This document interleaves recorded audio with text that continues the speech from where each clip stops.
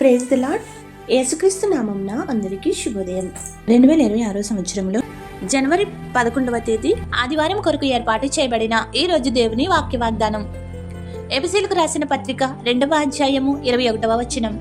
ప్రభువు నందు పరిశుద్ధమైన దేవాలయమగుటకు వృద్ధి పొందుచున్నది. ఆమేన్. ప్రియమైన దేవుని విశ్వాసులారా, క్రీస్తు దేవాలయమై ఉన్నాడు. దానికి మూలరాయి అయి ఉన్నాడు. యూదులు నిషేధించిన రాయిగా యేసుక్రీస్తును చూచిన ఆయనే మూలరాయి అయి ఈ ప్రపంచమునకు కరుణించే కరుణామయుడైనాడు. ఆయనలో మనము కూడా దేవునికి నివాసస్థలమై ఉండుటకు కట్టబడుచున్నాము. మనము పరజనులుగా పరదేశులుగా ఉన్నాను. పరిశుద్ధ పట్టణంలో దేవుని యొక్క ఇంటి వారమై ఉన్నాము. మనమందరం ఒకే కుటుంబముగా దేవాలయమై ఉన్న యేసుక్రీస్తు ద్వారానే ఒకే ఆత్మగా తండ్రి సన్నిధికి చేరుతున్నాం. ఆ చేరే స్థితిలో మనము నిలబడాలి. అందుకే శుభవార్తను ప్రకటించుటకు యేసు ఈ భూలోకమునకు వచ్చి తన ప్రజలకు ఇతరులకు ప్రకటించెను. అది నమ్మిన వారు తమ ఆత్మలను నింపుకుని మంచి మార్గంలో నడిచిరి. నమ్మని వారు ఈ లోకంలో మిగిలిపోయిరి. ఆయన ద్వారానే తప్ప పరలోక రాజ్యమునకు ఎవరైనా రాలేరని యేసయ్య చెప్పుచున్నాడు. క్రీస్తు దేవుని కుమారుడని కొందరు ఆయనని విశ్వసింపక తండ్రి మీదే భక్తి విశ్వాసములు చూపారు గాని కుమారుడిగా ఆయనే వచ్చారని గుర్తించలేకపోయి ద్వేషించిరి, సిలువ వేసిరి. అయితే మనం ఆ విధంగా ఉండక ఆయన ద్వారానే తప్ప ఇంకెవరి ద్వారా మనం స్వస్థపడలేమని, రక్షింపబడలేమని, పరలోక రాజ్యమునకు చేరలేమని నమ్మిన వారముగా నడుచుకోవాలి. క్రీస్తు యేసునందు మహిమలో మీ ప్రతి అవసరము తీర్చువాడై ఉన్నాడు. మనుషులుగా ఎన్నో కష్టములు, ఇబ్బందులు, ఇరుకుల్లో కొట్టుకుపోతున్నా విమోచించి అని ప్రార్థించిన వెంటనే హత్తుకుని ఆదరించువాడైన యేసయ్యని దేవునిగా ఆరాధిస్తున్నటువంటి మనకు ఆయన చేసిన మేళ్ళు అన్నీ కావు కదా, ఊహించలేనంత. అందుకే మనం ఎన్నడూ దేవుని పరిశుద్ధాలయమునకు వెళ్ళుటకు వెనుదీయకూడదు. మనము ఆయన ఆలయంలో ప్రవేశించాలంటే ఆయన చిత్తం ఉంటేనే వెళ్ళగలం. ఎప్పుడైనా మనకు పనులు ఒత్తిడిగా ఉంటే ఆరాధనకు ఏమి వెళ్తాము? లేని నిర్లక్ష్యం చేస్తూ ఉండవచ్చు. ఆ ఆలోచన వచ్చిన తోడని ఈరోజు దేవుడు నాకు తన ఆలయంలోనికి రానివ్వడానికి అనుమతించడం లేదా అని ఒక్కసారి మదిలో ఆలోచించుకోవాలి. అప్పుడు మనకు ఎంత బాధగా ఉంటుంది. అలా చేయువాడు కాదు మన యేసయ్య. అందుకే మెలకువ కలిగి వేగురమే ఆయన పరిశుద్ధ ఆలయంలో ప్రవేశించే విధముగా సన్నద్ధులు అవ్వాలి. ఆరాధించాలి, ఆయన్ని మహిమపరచాలి, కీర్తించాలి, దీవెనలు పొందాలి. మనల్ని మన కుటుంబములను ఆశీర్వాదంతో నింపుకోవాలి. పండగ క్రైస్తవులుగా కాక ప్రతి ఆదివారము ఒక పండగే, దేవుని ఆరాధించే పండగే, ఆయనను గణపరిచే పండగే అనుకునే వారముగా స్థిరమైన నిర్దిష్టమైన విశ్వాసముతో నిరీక్షణ కొనసాగించుకోవాలి. ఒక్కరోజు దేవుని ఆలయంలో గడపగలిగితే 1000 దినములు ఆశీర్వాదం మూట కట్టుకోగలము. తొలి నెలలోనే ఒక తీర్మానంతో ఆయన ఎదుట మోకరిద్దాము. ప్రభువా, నా దేవా, భయంకరమైన ఈ లోకంలో సజీవునిగా నూతన సంవత్సరంలో ప్రవేశపెట్టి సురక్షితముగా ఉంచిన నీకు వందనములు. నీ బాహువులో బంధించి రాబోయే కాలమంతియు నీ రెక్కల చాటున కాయము. నీవు నన్ను ఎన్నడను విడవలేదు, ఎడబాయలేదు.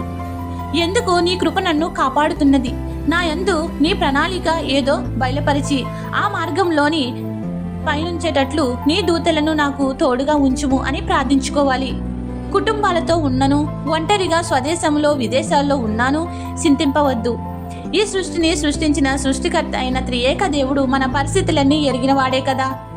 ఆయన యొక్క మహిమను ఎరిగిన వారముగా నిర్లక్ష్యం చేయక మెలకువగా కలిగి ఉండి మనకున్న బరువులన్నీ ఆయన మీద భారం వేసి యేసుక్రీస్తులో ధైర్యము కలిగి ఉండాలి. ఎల్లప్పుడూ నిత్య స్తుతిని మనసులోనే చేసుకుంటూ ఉండాలి, ప్రార్థించాలి. దేవుని నివాస స్థలమైన దేవాలయమున విడవక ఆరాధిస్తూ పట్టజాలనంత విస్తారమైన మేలులను పొందాలని దేవుని పరిశుద్ధాత్మను వేడుకునే వారముగా దేవుని బిడ్డల స్థిర నివాసముతో ఆయన ఆలయంలో ప్రవేశించగల ధన్యతలను దేవాది దేవుడు మనందరికీ దయచేయును గాక. ఆమేన్. ప్రార్థన.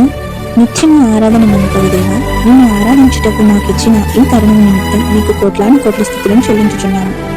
ఈ లోకమునకు వెలుగై ఉన్న ప్రభువా, ఈ లోక మాలిన్యం అడ్డకుండా నీ రక్తమిచ్చి కనబడిన వారముగా నీ దేవాలయమునకు రానిచ్చి మాచే ఆరాధన పొందదగిన దేవునిగా నీవు మాపై చూపుచున్న నీ కృపా వాత్సల్యత నిమిత్తం కృతజ్ఞతాస్థుతులు చెల్లించుచున్నాము.